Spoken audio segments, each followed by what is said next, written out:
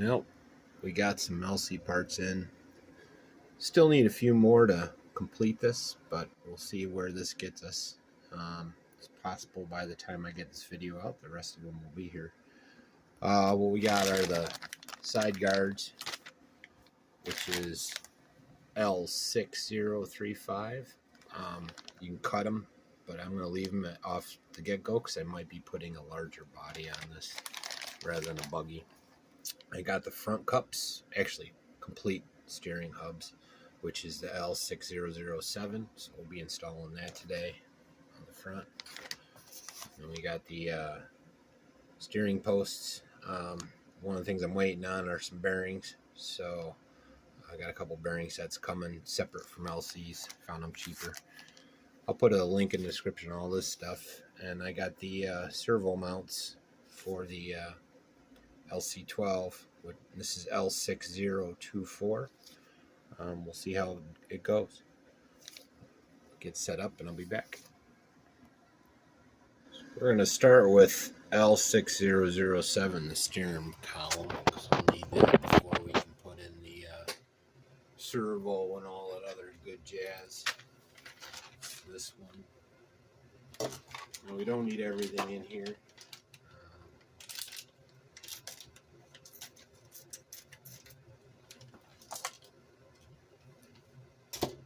Comes with the spacers,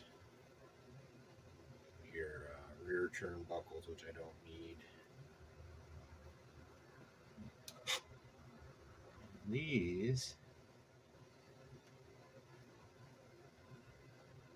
might be a tad bit smaller. Oh, look, they put the left and right on there for you so you don't confuse them.